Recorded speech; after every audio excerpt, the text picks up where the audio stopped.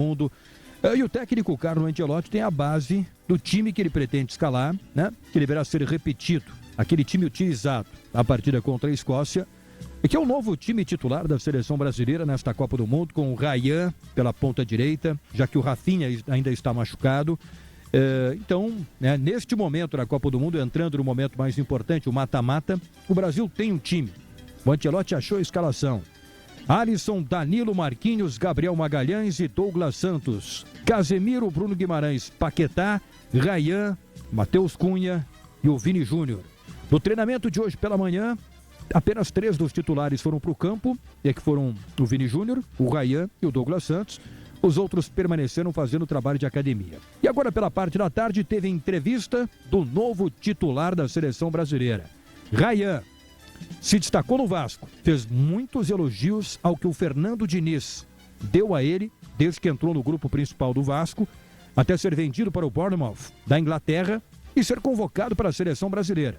Luciano, ele com 19 anos de idade, com uma carreira, né, com uma ascensão muito rápida, com muita consistência, virou titular da seleção brasileira em uma Copa do Mundo. E ele foi a atração da tarde com a entrevista coletiva dele por aqui, Rodrigo. Do ponto de vista tático, Gabardo, Lucianinho, o que mais chamou a atenção na entrevista do Ryan foi que ele disse que Carlo Ancelotti deu a seguinte ordem: marcar primeiro para jogar depois. Diz que é mais importante a marcação, e um exemplo citado pelo Ryan é que o primeiro gol do Brasil ocorreu numa ação de marcação dele, Ryan, quando ele pressionou a saída de bola do japonês, marcando alto, e aí deu a bola para o Vini Júnior para o primeiro gol do Brasil. Mas o trecho que roubou a cena é o que a gente vai reproduzir agora. Eu vou contextualizar e vocês vão entender por que foi tão engraçado. Foi uma pergunta de um colega japonês, um jornalista japonês presente na coletiva, perguntou em inglês para o Ryan quais são os jogadores mais perigosos do Japão e quais os pontos fortes e pontos fracos do time do Japão. E o Japão, o Ryan, ele, apesar de morar na Inglaterra há 6 meses, ele ainda não fala inglês. Ele precisou que o Fábio Seixas, diretor de comunicação da CBF, traduzisse a pergunta, e a resposta dele roubou a cena. Vamos acompanhar a pergunta do japonês, que eu expliquei agora, e depois a resposta do Ryan, e eu quero ver como é que o japonês vai explicar para a audiência dele o que o Ryan disse. Vamos ouvir a pergunta do japonês e o que disse o Ryan. Thank you very much. This is Namiki from Tokyo Broadcasting System. Sorry to ask you in English. Okay, you answer in Portuguese, okay? Okay. The simple question, who do you think is the most dangerous Japanese player?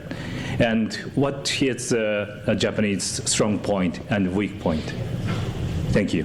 O jogador mais perigoso, conhece algum jogador e qual que é o ponto forte e o ponto fraco do Japão? Rapaz.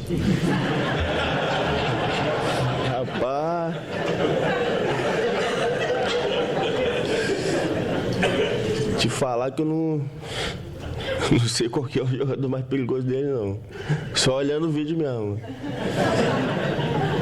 Mas eu sei que é uma equipe muito qualificada, time muito forte. A gente sabe que vai trabalhar durante a semana para dar o nosso melhor e sair com a vitória. Em resumo, o Ryan não sabe bulhufas do Japão ainda, Lucianinho. Mas o mais engraçado é que o jornalista japonês me perguntou depois o que disse o Ryan. O japonês não fala português, né? E eu tive que explicar em inglês pro japonês o que era o rapaz do Ryan. Foi difícil, mas eu expliquei. Eu disse que era algo como: oh my God, what are you talking about? É, mais ou menos isso. Mas roubou a cena. O Ryan não sabe nada do Japão ainda, Lucianinho. Mas o Ancelotti vai passar tudo pra ele, com certeza. E é quase uma ingenuidade, assim, do menino, né? Mas é legal, né? É um jogador que tá construindo a sua carreira, construindo a sua história e que vai evoluir muito aí, tomara. Bom, gente, temos que passar a bola em seguida pro intervalo. Vocês voltem na sequência com mais seleção na nossa programação aí, combinado, Gabardo e Rodrigo? Combinado, porque já amanhã a seleção vai para Houston. Vou falar um pouco mais sobre esta programação e o que pode pintar do caminho da seleção brasileira em busca do hexacampeonato mundial.